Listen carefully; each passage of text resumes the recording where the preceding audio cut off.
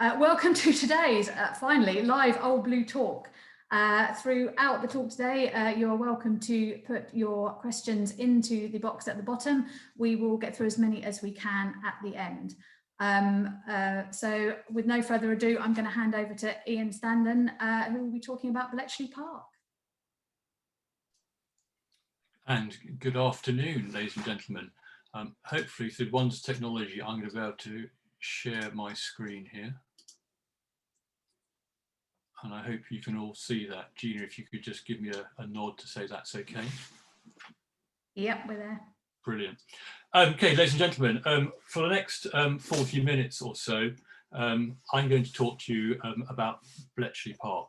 And the title of my talk today is The Rise, Fall and Rise Again of Bletchley Park. So I'm going to talk a little bit about Bletchley Park in the Second World War, which I'm sure many of you will be familiar with from books, TV programmes and films.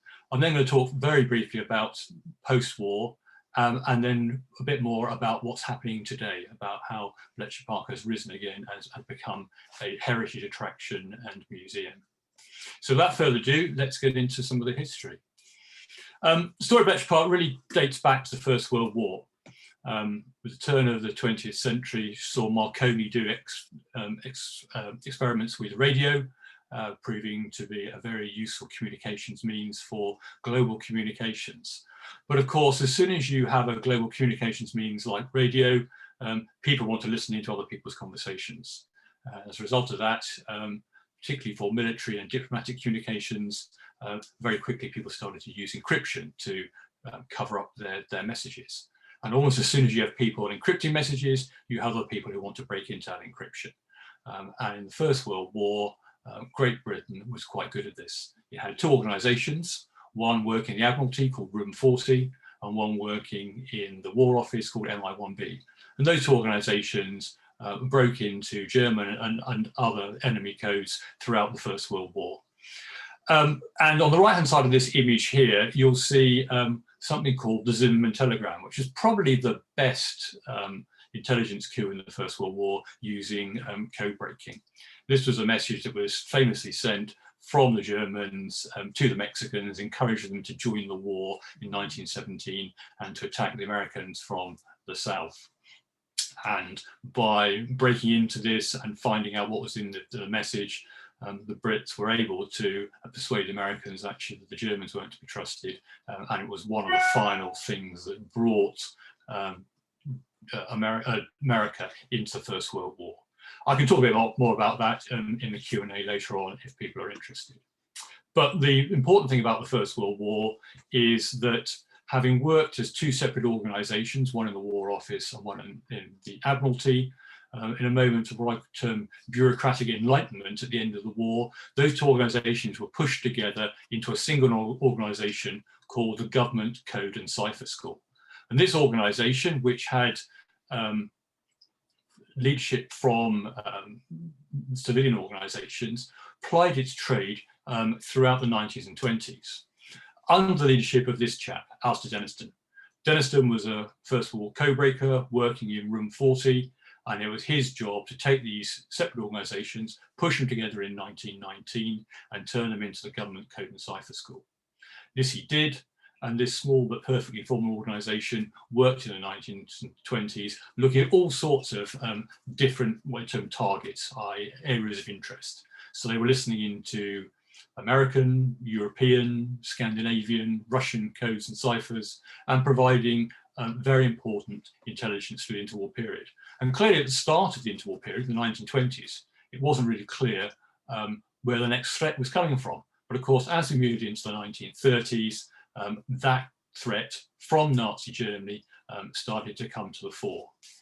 And the next picture shows something that I'm sure many people are familiar with. This is a German Enigma enciphering machine. And as Nazi Germany rose as a threat, it was this machine that was of interest. This machine was, the patent for it was invented just after the end of the First World War, and it was a commercially available encryption machine.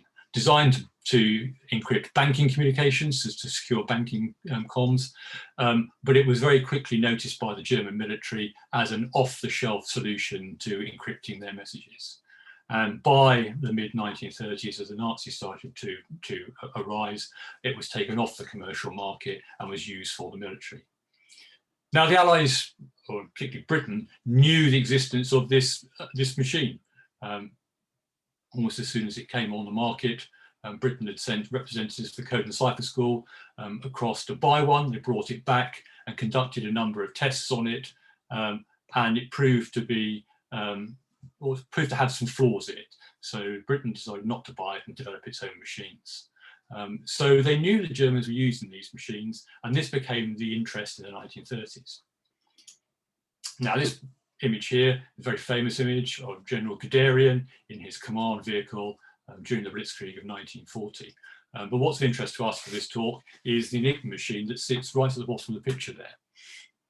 And this really shows us how the Enigma machine was used. We have three gentlemen there. One of them has a pad of paper, one in the middle there, and the other one on the other side. And what happens is, to encrypt a message, somebody reads out the message in plain text. One of the chaps here in the middle types that into the Enigma machine. And what happens is, when you type it in, the Enigma machine turns your plain text into a random letter. And the other chap takes down those random letters. They are then sent by Morse code to another location you're trying to send a message to, and then they have an Enigma machine which, provided it's set up in the same way as this machine here, you press in the random text, and now the other end comes the enciphered text, the clear message. Pretty straightforward system. It's called a reciprocal cipher. So same thing in right setup, out the other end comes the clear text.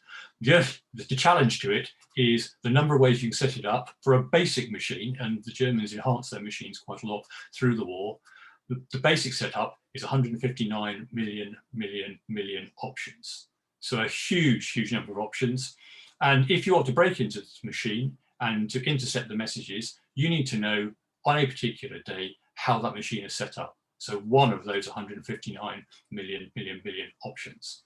And that was the challenge to the Brits. Once they knew that the Germans had these machines and this would be encrypting their military communications, they needed to break in and work out how they could find out how the Germans would set these machines up each day. And this became a challenge for Britain, but also some other nations. Excuse me, I've got messages popping up on my screen there. So how did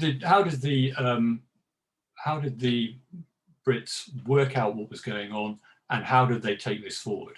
Well, they had some lucky breaks. In 1931, in Berlin, the French embassy had some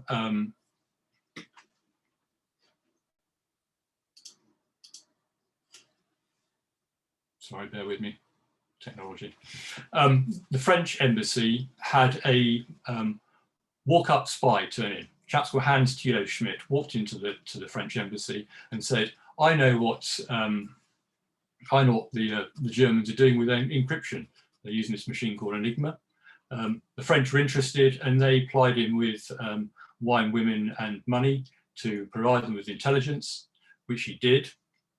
The French therefore got a lot of information about what the Germans were doing with this Enigma machine, and they shared it with the Poles. They offered it to the Brits, but the Brits, for some reason, seemed to turn it down. And it wasn't until the lead up into the Second World War that Britain actually started to get more information, but more of that in just a moment. But most importantly, they shared it with the Poles. And the Poles took this information away, and perhaps because they had a sort of a very clear and present danger with the Germans right next door, decided to do something with the information they got. And this is where these three chaps come into the picture. These three famous Polish cryptanalysts. My Polish is not very good, but Henryk Zagałski, Marian Rejewski, and Jerzy Brzezinski. These chaps were part of a Polish cryptanalyst organization that was set up. They trained people at Poznan University on a course and set them to work to try and break into the German Enigma cipher. And this they did with the information they got from the Poles and their own training and education, they managed to break into the German Enigma in 1932 and worked out how this could be done from a mathematical basis. Britain on its own had been using rather more traditional methods, but the Poles worked out that mathematically they could break into this machine. And this they did, and were able to understand what the Germans were doing. But as things developed, it got more and more complex, and we'll talk about how they take it forward in just a moment. Now, back in the UK, by the late 1930s, it was coming quite clear that Britain and others would be at war with Germany at some point. Hitler was busy expanding through Europe, and war certainly seemed inevitable. And in the late 1930s, efforts were made to try to bolster the Government Code and Cipher School in case of war. So they started to recruit some brains to come and work in the event of war. Now, some of these people you might be familiar with, the chap at the top left-hand side there, Alan Turing, a maths expert, trained Cambridge and Princeton. Chap below him, Gordon Welshman, again a maths expert from King's, and was the Dean of Sidney Sussex College at Cambridge. Top centre there, Hugh Alexander, very appropriately in front of a chessboard. He was a chess champion, again a mathematician. Chap at the bottom there, Stuart Miller Barry, a classicist, who's working as a stockbroker. These were all new, what I term new blood, people who hadn't worked in the code and cipher world before, but were identified for their education and expertise. On the right-hand side there, Frank Adcock at the top there, a classicist from Cambridge, had been at room 40. And chap at the bottom there, Nigel de Grey, again, had been in room 40 in the First World War. So these chaps were all sidled up to and said, you know, in the event of a war, would you come and work for the Code and Cipher School? They all agreed, and they went through various bits of training in preparation for the start of the war. Now, the Code and Cipher School actually started preparing for war very early, and indeed in 1938 they were mobilised. Picture you see here is the mansion at Bletchley Park. I'm sure some of you may have visited, but if not, that's the mansion of Bletchley Park, which was a private estate. It had been built in the sort of late 1800s.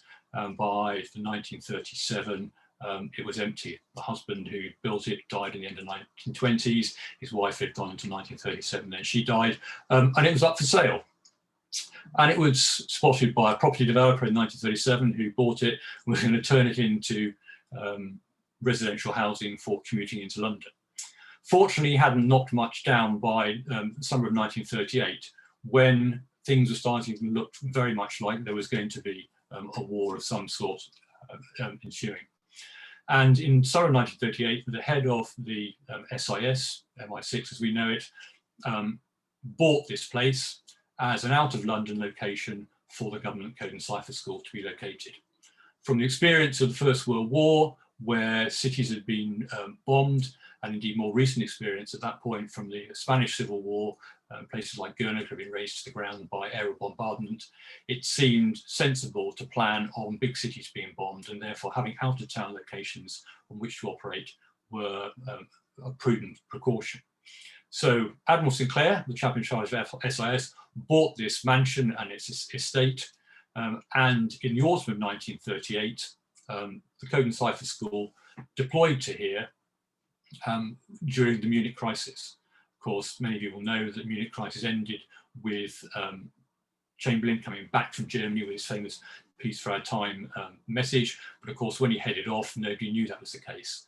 So the Code and Cipher School moved their operations up here, and it served two purposes. One, preparation if there was going to be a war, and secondly, as a sort of trial run in case this wasn't a war, another one ensued later on. Now, Bletchley Park was bought for a couple of reasons, probably three main ones, really. First of all, it had very good telecommunication links. It was close by to a main repeater station on the defence telegraph network and phones, so it could have the broadband of its day into the site. Secondly, it was close to road and rail links. For those of you who know Bletchley or Milton Keynes, it's on main north-south railways and road links. And thirdly, it was tucked away out of sight. It was quiet, sort of secret location where this activity could go on without arousing too much interest. And the title of my slide there, Captain Ridley's Shooting Party, apocryphally, this was the excuse given to the locals when these folks all turned up in their tweed jackets, as you can see in the picture there. This was a shooting party to come out of London to be located at the mansion for a period. So the Munich crisis ensued. Chamberlain came back. There was a period of peace, but for those in the know, particularly the diplomatic and intelligence worlds, war seemed absolutely inevitable. And this led to a bit of international cooperation. This picture here shows the home of the Polish Cipher Bureau in a place called Piry, just outside Warsaw. And in 1939, there were two meetings between the Brits and the Poles. The Brits had recalled that the Poles had some information about from the French about the Germans, and the Poles were keen to share this. So in January 1939, there was a meeting between a British contingent and a Polish contingent, which for anybody who's been involved in international cooperation, these early meetings are always a little bit sort of cagey, people circling around not knowing exactly what they're going to talk about. But from that, the Brits came away with a clear understanding that the Poles had used mathematics, mathematical techniques to break into Enigma. And this helped sort of spur the effort to recruit people like Alan Turing and his colleagues. Another meeting took place in July 1939 where war was looking very inevitable, where Alistair Denison and a couple of his colleagues went across on a train from Britain through Nazi Germany to Poland. And if you come to Bletchley Park, you can see Alistair Denison's passport with a Nazi German stamp on one page and the Polish immigration stamp on the next page. In July 1939, this meeting was very much a show and tell of what was going on. The Poles basically gave the Brits everything they knew, and the Brits largely reciprocated. And the result of this was an understanding that the Poles had built a machine called a bomber, a machine to help speed up and mechanize the process of breaking into the Enigma cipher. And the Brits brought this back and handed over the sort of intellectual property, if you like, to Alan Turing, who took this and developed what has now become known as the Turing-Welshman bomb. There's a picture of it here. And this was a machine, not a computer, and not a decryption machine. You didn't put the gobbledygook at one end and out the other end comes text, but a machine to help speed up and mechanize the process of breaking into the German Enigma cipher. And I'm deliberately not going to talk any more about that because Paul Keller is going to talk to you, I think, next week or next month, soon anyway, on the Turing-Welshman bomb, because he's involved in a project that has rebuilt a replica of these machines over the last 20 or so years. But anyway, the important thing to take away from this is that Turing, from the information from the Poles, had got a head start, enabled him to create this machine, which with a few tweaks from Gordon Welshman, allowed the Brits from end of 1940 onwards to start breaking into the German Enigma. And if you recall, I spoke earlier about how it was set up. The key thing for these guys was to work out each day what the setting was on these Enigma machines. And not just one Enigma machine, there were multiple networks, every network that linked together. So military command, RAF, Luftwaffe command, naval command, and various subsets of those all had their own networks. At the height of the war, they were probably breaking into about 200, 250 of those on a daily basis. So a big, big challenge. Now, Bletchley Park, this is a great picture. This is July 1940. And if you look in the middle of the picture there, you'll see the mansion. I hope you can see my cursor here. This is the mansion here. And they just started to build some wooden huts either side of this mansion. The initial complement of people who arrived at Bletchley Park in the start of the war in 1939 was a couple of hundred people. The people been working through the interwar period, and then some recruits that they recruited, like Turing and his colleagues, but also some administrative staff. There's a couple of hundred people. And they'd worked out from their visit there in 1938 that there wasn't enough space on the site to accommodate everybody. So in the summer of 1939, just before the war was starting, and through into 1940, they started to build wooden huts for people to work in. And as these bomb machines came online at the end of 1940, they also then had to look at building accommodation for those. Now, some of these bomb machines were accommodated at Bletchley Park, others were accommodated in other locations. And this is an image of a number of bomb machines in a bomb room at one of the dispersed locations. I think this one is Eastcote in North London. But these bomb machines started to come on again in large numbers, and by the height of the war, again, there were somewhere around 250, 270 of these machines, both in Britain and, as the Americans joined the war later on, some in America as well. So these machines allowed them to really start to understand what the Germans were doing by breaking into Enigma and getting tactical intelligence and some strategic intelligence that allowed them to understand the Germans' movements. But they were also breaking into other ciphers. For example, in North Africa, where the Italians were involved, they were breaking into Italian ciphers and able to understand what was happening in terms of the reinforcement from Italy to North Africa in terms of supplies, but always covering their trails. Very famous story of aircraft over a convoy, breaking into a convoy's messages, then having to send aircraft over the top, slow and low, making sure that the Germans, Italians had seen them, so that then when an hour later a submarine or a battleship arrived, the Germans didn't realize their communications had been broken into, but rather they thought they'd been spotted by some sort of reconnaissance. Now, by mid-1941, Bletchley Park was beginning to feel the strain. Those wooden huts that had been built at the start of the war were starting to literally creak at the seams. The staff numbers were increasing. By the end of 1941, it was up to somewhere around 800 staff and squeezed into all the spaces they could.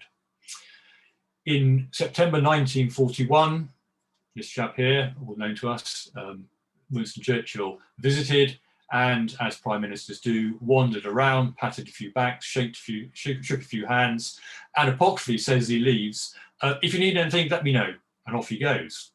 Well, a month later, 4 of the senior codebreakers got together with no obvious resources coming their way, wrote what is now known as the Wicked Uncle's letter. Essentially, they write to Winston Churchill saying, we need all these bits and pieces. They say, Mr. Travis, who's the number 2 to Aston Denniston, is doing a really good job trying to get stuff. So completely ignored Denniston, sort of, stabbing him in the back. The most junior one is sent down to London with this rather scurrilous letter, arrives at number 10 with the letter. Fortunately, he's let in, and the letter's given to Churchill's military aide, who takes to Churchill, and very famously, Churchill then sticks an Action This Day sticker on. He was wont to put these things on things he wanted to happen straight away, and wrote on the note, make sure they have all they want, extreme priority, and report to me that this has been done. And from that moment on, the resources really started to flow. Building on site starts to take place as they expand the operations, and people start to arrive. And the scale of growth is quite staggering. This rather poor picture, and it's a poor picture because it was probably taken illegally from the top of the mansion, looking across northwards across the Bletchley Park site, taken right towards the end of the war, around 1945. And shows that the place had expanded hugely. From 1942 to 1944, the place was a building site. They built 8 brick and steel blocks to house people and expand the operation, and they grew the staff from the 800s I talked about to just under 9,000 in January 1945. Oh, and by the way, they continued to produce war-wing intelligence at the same time. So a quite phenomenal history of organisational growth, notwithstanding all the intelligence that is actually produced. And it's not just cryptography that's at the heart of this industrialisation story. It's also data. This is one of the buildings called Block C at Bletchley Park. This housed punch card sorting machines. Here you see them in front of you. And here they stored data in huge volumes. This was principally data about how to break into the codes and ciphers. In other places, they were storing index card databases that stored all the intelligence they produced. So not only were they breaking into the German ciphers, they were also producing data which they analysed and allowed them to produce war-winning intelligence.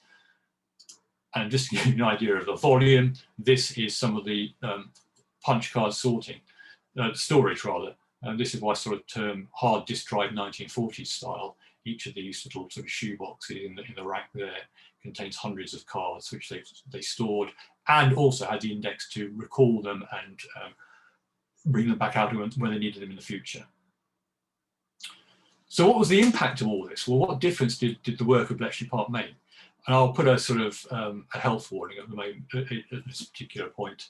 You may have heard of people talking about Bletchley Park shortening war by 2 years and saving countless lives. That's a narrative that was floated around some years ago, and we're trying to move away from that at the moment. Bletchley Park undoubtedly had an impact on the war, and it produced intelligence it had profound impact. But intelligence alone does not win wars. It relies on soldiers, sailors and airmen going out and doing their duty. But what Bletchley Park gave them was the insights to allow them to do their duty, in some cases in a sort of incisive manner, in others just with an advantage over knowing what they could expect when they went out on a battlefield, out on a ship. Just to give you one particular example, the war in the Atlantic. In the summer of 1942, the naval war was at its lowest ebb. Bletchley Park had been shut out of the U-boat messages by the introduction of a 4-rotor Enigma in February of that year. The Germans thought their security wasn't as good as it could be, so stuck another rotor on the Enigma machine to make it even more complex. So multiplying up on that 159 million ways of setting things up. And to put it in context, in May 1942, 146 Allied merchant ships, over 600,000 tons of cargo were lost for the loss of 1 U-boat. 12 months later, when Bletchley Park had broken into this 4-rotor machine called Sharp, and with other methods and other enhancements to the naval operations, they put the Germans under pressure. And in May 1943, only 49 merchant ships were sunk for a loss of 41 U-boats. And it's really that caused Dönitz to sort of admit defeat and withdraw his wolf packs from the North Atlantic.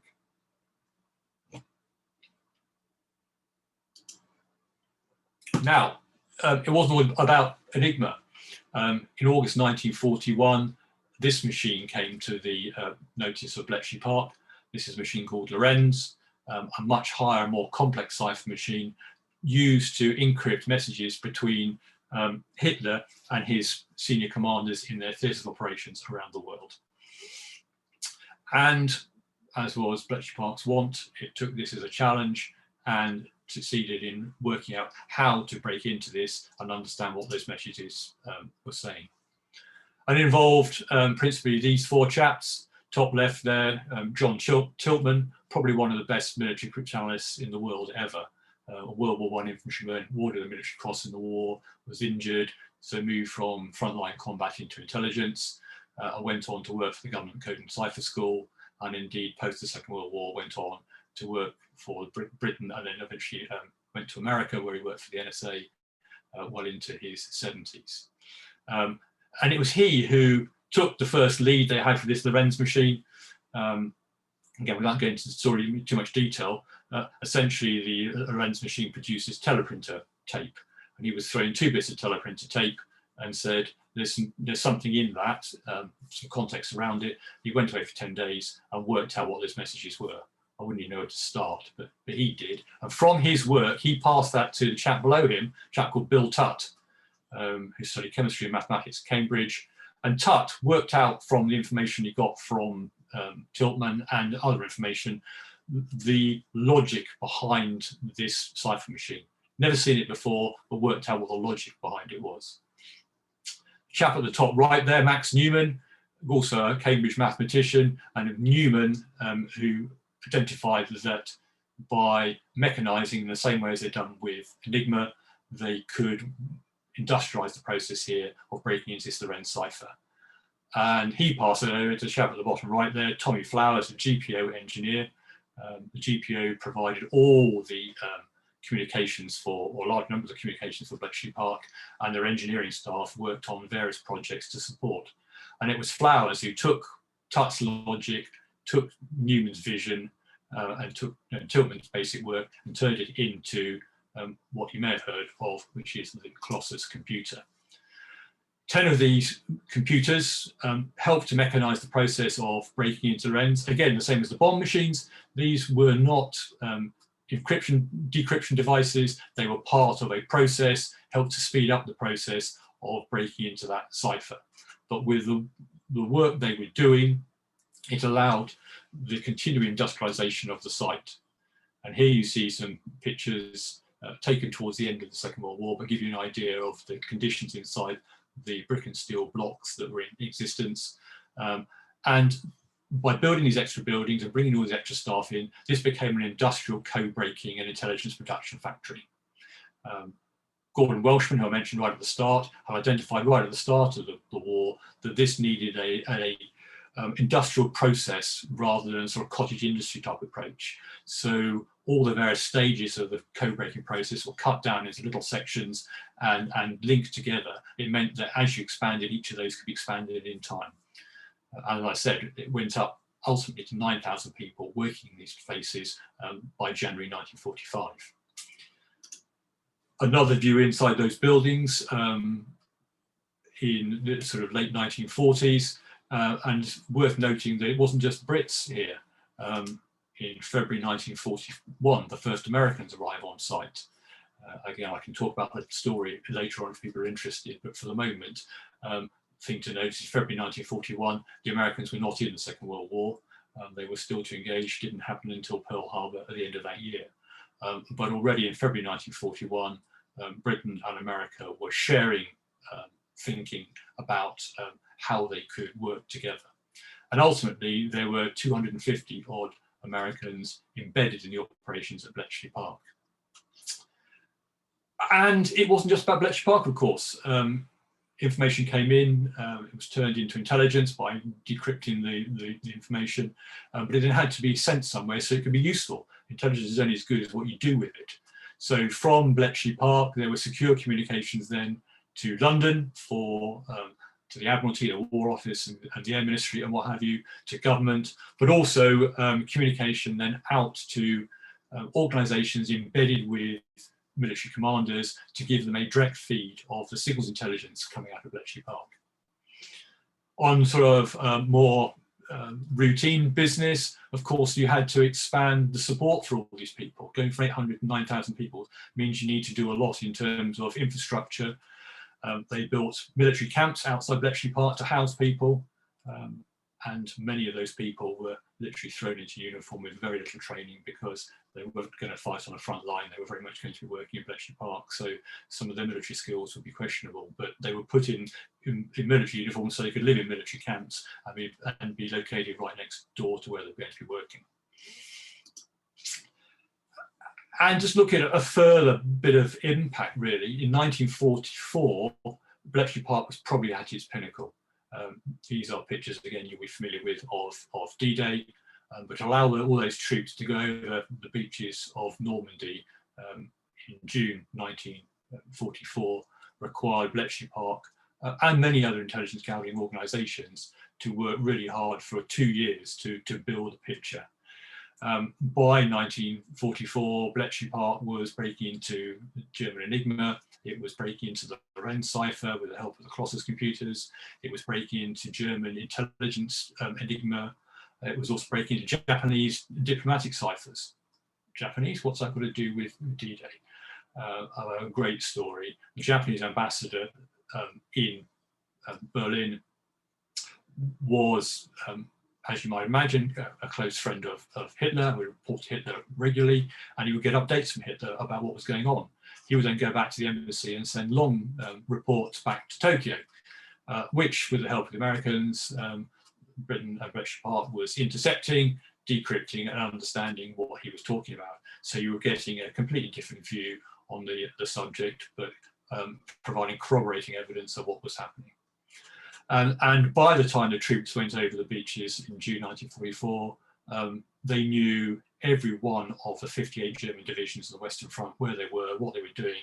They knew Hitler's thinking, his thoughts about the Pas-de-Calais versus Normandy, and again, we can talk about that later if people are interested. And as I said earlier, it didn't win the war, but it gave these troops going over the beaches the best possible knowledge of what they would encounter when they got there. By the end of the war, this is an aerial view just after the end of the war, but gives you an idea of the scale of the organisation. The mansion is down the bottom here. If you remember my picture from 1941, all this space out the side here to the left-hand side of the picture, and indeed down here at the bottom of the lake, was all empty space. This has now all been filled over. It was a 56 or so acre site at the end of the war. And the cover name used from 1941 onwards on the front gate, if you like, was Government Communication Headquarters, GCHQ. And of course, those GCHQ are the direct descendants of the Government Code and Cipher School. And indeed, the folks who worked at Bletchley Park in the war left by 1946 to East Coast in North London and ultimately to Cheltenham in 1951. Sorry, those dates. So left at the end of the war in 1946 and moved to East Coast in 1951. And their legacy continues today. This is GCHQ. I'm sure you're all familiar or who have seen pictures of it. The legacy goes on. The values that were instilled by Denniston of ingenuity, teamwork and integrity are very much alive in GCHQ today. GCHQ's new joiners all come and visit Bletchley Park to understand their roots and where they came from. But Bletchley Park itself continued, clearly, because I'm running a museum, the museum there today. And throughout the 1960s, 70s and 80s, it was used variously for all sorts of different things. And again, if people are interested, I can talk a bit more about that during the Q&A. But by the end of the 1980s, it was pretty much derelict and was on the verge of being knocked down, which is where the famous Saving Bletchley Park campaign comes in. And really came out of a small group of local historians, some of whom are still alive and with us today, who, thinking this place would be demolished, and with some skullduggery in mind, decided there ought to be a reunion of veterans. So in October 1941, they brought together all the veterans they could get. I think they ended up having 200 or 300 of them on site to have a farewell party, as a result of which it created quite a lot of interest. And in 1992, the Bletchley Park Trust was formed to save this site for the nation and turn it into a heritage site and museum. It's had help along the way. The famous Enigma film back in 2001, in 2014, Imitation Game. Again, you can ask questions about films if you like. You know, Hollywood never tells the historical story, but it certainly evokes the period and gets people interested. And when I arrived in Bletchley Park as the CEO back in 2012, this is what some of those wartime huts looked like. Sorry, skipped too quickly. And this is what they look like today. In 2013 and 14, we had a major £8 million project helped by the National Lottery to start restoring those buildings back to their wartime look and feel, to start to interpret the site and tell the story. We've invested, as any good museum does, in interactive technology to allow people to access the stories and have a go at code-breaking themselves, so they can get a feel for what it was like and what was involved. And that's allowed us to continue to grow the museum, grow the visitor numbers, and grow the interest. We've had some luck along the way. This is one of the greatest bits of luck we had. Duchess of Cambridge came to our attention just before we launched this project, that both her grandmother and great aunt both worked at Bletchley Park during the Second World War, which has gold dust. You couldn't write that story. And it means that she's then had a close relationship with us since then, and has opened this first project and another exhibition since then, which is great for us, both in terms of having royal patronage, but also in terms of the PR and media interest it brings. And what we now run at Bletchley Park is what we term a visitor-focused heritage attraction, very much putting our visitors at the heart of the story, because the story is complicated. It's a really difficult story, and I've really just skimmed away a bit so far in this presentation. So what we have is guided tours, one of our great volunteers here in the middle telling people the story. We have multimedia guides for people to take around, guidebooks, and all sorts of different exhibitions that allow people to get into different aspects of the story, from the technology, through the training, through the intelligence production, to the soft people stories that people resonate with. We also have an award-winning education program, as well as all our visitors we have each year, and I'll touch on those in just a moment.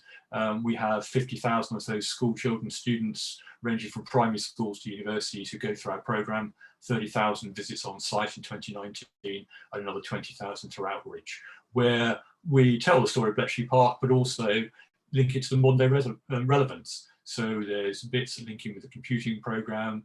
At the very heart of it is maths. We do lots of code-breaking exercises and programs, which are essentially maths by stealth. So it's a very much in demand program, and one we want to continue to grow over the coming years. I mentioned visitor numbers. This is what we've achieved over the years, going back to 2007 at 50,000 visitors, up to 2019 when we got up to 280,000 visitors. As you know, 2020, like many other attractions around the world, around Great Britain, suffered from COVID, but we are confident we'll bounce back from that in the coming months and years. We now have a master plan for the whole of the site, and we're gradually ticking off all these bits and pieces. Again, if people are interested in particular aspects, I can pick up that in the Q&A, but we're busy restoring the whole site, taking over the wartime buildings. Our philosophy is very much about using the wartime buildings, bringing them back to life. We don't build new buildings, we restore, and to try and build the ambience of the site so people can get to feel what it was like to be there in the Second World War. And over the last 3 years, we've opened a brand new exhibition about the Turing marshman bomb, if you like, deconstructing the process that went into its invention, how it was made, where it was made, how it was used, and what impact it had.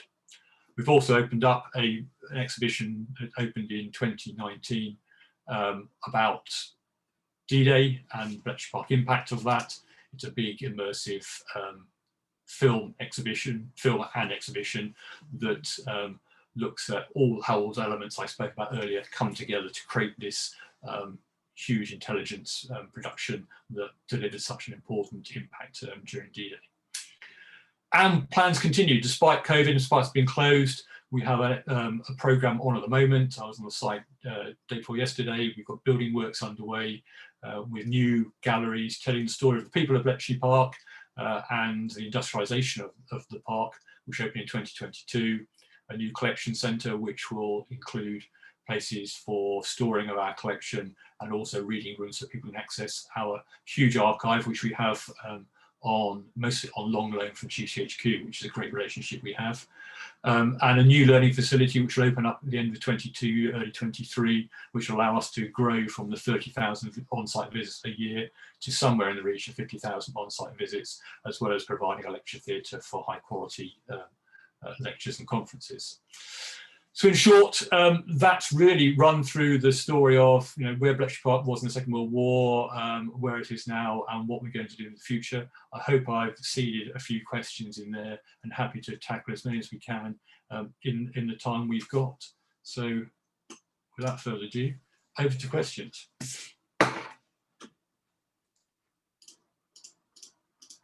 Yeah, we have got a few questions, so do keep putting them into the question box. Any that we can't get through in the next 10-15 minutes, we will pass on and hopefully be able to get answered and send back to you. So let's have a quick look. Okay. From Colin, I'm always amazed such a large operation remained as secret as it did. Is there any evidence that the local population did in fact know what was taking place there? I think the key thing here is Bletchley Park was hidden in plain sight. During that period of conflict, there were buildings of that sort of nature being built all over the country, and for all sorts of government departments, and therefore, it was just another government department located there. And you've got to remember that it was during a war of national survival where careless talk cost lives posters were on every corner. People did keep quiet about what was going on. There's certainly some evidence that some of the locals had an understanding that it was sensitive and secret work, but nobody really pried. And most definitely, and you speak to the veterans who are alive these days, they were absolutely clear that they were keeping a secret. And early on in the war, before those military camps were built, a lot of them lived in billets. And if they got somebody, so living in somebody's house, so if somebody started to ask questions about what they were doing, they would report that, and you get a knock on, tap on the shoulder by the policeman saying, "Oi, stop showing interest in what's going on there. You don't need to know." Does that sort of answer the question? I hope that does. I mean, it was very much, it was the nature of war and war of national survival that people didn't ask questions. People may have worked out, but it was certainly not in the public domain on social media as it would be these days, probably. Okay, yeah, kind of following on from that, someone else has asked, so between 1939 and 45, what did Germany know about Bletchley Park and the 9,000 people working there, if anything? Interesting. I mean, the Germans were aware that the UK had a code and cipher organisation. There's documentary evidence they did have that. And there's evidence they knew that it was located in Bletchley Park, but not necessarily what it was doing. That's the key thing. Whether they should have worked out is a different matter, but the evidence is pretty scant that they knew what was going on. And again, the same way as talk about hiding in plain sight, to a reconnaissance plane flying over, it looked like myriad other different locations. So there's no evidence that they thought it was a threat, even if they did know who was there. I know there are documents that list some of the key people in the Code and Cipher School that the Germans knew, but clearly they didn't join all the dots together. Okay. So from Samantha, why has Turing and the Enigma bomb received the most public attention when arguably Welshman Flowers and Tutt's contributions were just as, if not more important? Yeah, a great question. Part of it really is about when the information was released. The story of Bletchley Park really came out in 1974 with Freddie Winterbottom's book, The Ultra Secret. And from that point onwards, the government was happy for that information to come out. So these stories were out there. And the story of Lorenz didn't really come out until the 2000s. So it's quite a long time later. And you're right, in many respects, it's probably as important a story. And certainly if you want to sort of play technical achievement top trumps, it's probably would trump Enigma in terms of the achievements, but they all had a part to play. When I talked about D-Day and what everything brought, what Lorenz brought was an insight into Hitler's high-level thinking and some of his information about the troops, but actually it was more Enigma that gave you the idea of where they were, their order of battle, where they were located, what have you. So in terms of the intelligence output, my historian would say, Colossus probably has it, Lorenz has it over Enigma on balance, but there was all part of building an overall picture. But really it was about sequencing, about knowledge. And we're doing quite a lot to try and to expose that. So our D-Day exhibition very much makes the point about Lorenz breaking into it and Colossus. Okay. This is from Ian, and you can tell it's an old blue because it's about secret tunnels. It's the same as people keep asking us about. There's a famous story locally about a secret tunnel from Bletchley Park to Bletchley Station used by Churchill. Any evidence of the truth? No, I mean, and there were stories about Churchill having a bedroom in a mansion and the rest of it. As far as the historical record says, Churchill only visited once, which was the famous visit I spoke about. The secret tunnels piece, and it's been echoed by some veterans, and we've put sort of two and two together. We may have made six, but probably hopefully made four, in that one of the big buildings, Block D, built in 1943, is built on a hill. Like most of the buildings, they were built on the geography that was there. And when you go in the bottom of that building, it's a 60,000 square feet of real estate. It's big, it's got 12 wings on the edge of it, and what have you.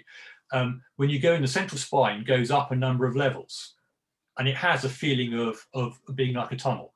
So if you were brought in there in the night and put in the door at the bottom, walked up, it would have the feeling of being a tunnel because the wings are all hived off. And that's the only thing we can think of, but there's definitely no sort of secret tunnels from the station. Okay. Does the Trust keep in touch with the few remaining Bletchley Park veterans?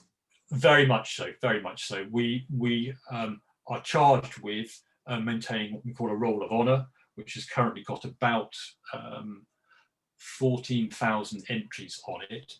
Because of course, when I spoke about 9,000 people being on site, of course, people went through into other things. So we've about 14,000 people who worked at Bletchley Park, or either in its outstations, so what they call the Y stations, which collected the intelligence, collected the raw material and brought them in, or working in what they call liaison units, working out in the field, taking the intelligence out to people. So we keep that database, and from that, all those who we know are alive, we communicate with. We provide them with updates. We provide them with a magazine twice a year, and we have a veterans reunion where we bring them back in. Which usually takes place in September. Didn't take place last year for obvious reasons. We're hoping we might this year, but I'm looking sceptical. And of course, very sadly, but inevitably, they are a dwindling population at the moment. And more often I have to write letters to families and what have you, or occasionally, very, very, lucky for us, we receive some legacies from veterans. And in order to perpetuate what they did, we have a programme of oral histories. So we've got, I think at the moment, just shy of 500 oral testimonies from veterans that we've taken over the last sort of 20 years, which we now use and embed in exhibitions. So you can pick up sound points where you can listen to veterans talking about their time there, or indeed transcripted content into boards, etc., etc. So yes, very much so, really important part of the story. And sorry, I have one last bit on that. The entry point for most people to our story is people. It can be quite a techie, complex story, but actually, people resonate with people. And when you talk about what people did, and whether it's keeping secrets, whether it's doing really difficult cerebral work, or just doing boring routine stuff and didn't know the context, it's all stuff that people resonate with. Okay. So a question from Christopher. I've always understood that very little of the information obtained from decrypts went further than Churchill and the CIGS. Can you say something about how it was filtered and who got the information? No, I mean, it was all went into what we would say all source organisations back in the ministries, where it was fused with other intelligence, and these things, what you call tipped and queued each other. So receiving something might prompt a air reconnaissance somewhere, and vice versa, air reconnaissance might prompt to look at a particular piece of signals intelligence. And clearly, in the lead up to D-Day, for example, it was being shared with all sorts of people in various levels in the commands, and with Eisenhower in his headquarters. Really important stuff. So no, definitely not. It was shared as widely as they could, but within the caveat, and this is people being read on to the ultra information, because if you don't protect it and where it's coming from, all it requires the Germans to change the cipher machines and you lose it all. So they're very careful about how they shared it, but no, the product was being disseminated very widely. Okay. So this is from Chris. I read that a lady called Mavis cracked the Italian Navy's encryption at the time of the Battle of Cape Matapan. Did the Italians use the same Enigma machines as the Germans? Yeah, they were using their Enigma machines. And yeah, Mavis Beatty is the lady. Mavis Lever, as she was at the time, she met her husband, Keith Beatty, at Bletchley Park and married tens, might even be hundreds of other couples. I'll come back to Mavis in a second. As an aside, at the height of the war, 75% of the population was female, 25% male. And if you think about the average age of the Bletchley Park population, about 23, 24, what a great place to be as a young man. But yes, Mavis was working on the Italian Enigma, and she very famously noticed that a particular letter, L, was missing from a message. Now, the way Enigma works, I didn't touch on it, but I can now. When you encipher a message, as I said, it turns plain text into random other text. One of the flaws in an Enigma machine is that it can't encrypt as itself. So if you keep pressing the A key, you can press as much as you like. It'll come up as Q, Y, E, R, T, whatever. The only thing that will come up is A. So she spotted a message around the time of the Battle of Matapan, and she spotted it had no L's in it. Well, if you know where L is on the keyboard, it's the bottom right letter on the keyboard. And the supposition was that this was a test message that somebody had been tasked to send to test the circuit, and he just kept pressing the L key. You know, there's the image of an Italian operator with a fag out of his mouth and pressing the L key. But he sent this lengthy message, which because there were no L's in the ciphertext, turned out to be all L's. That was her supposition.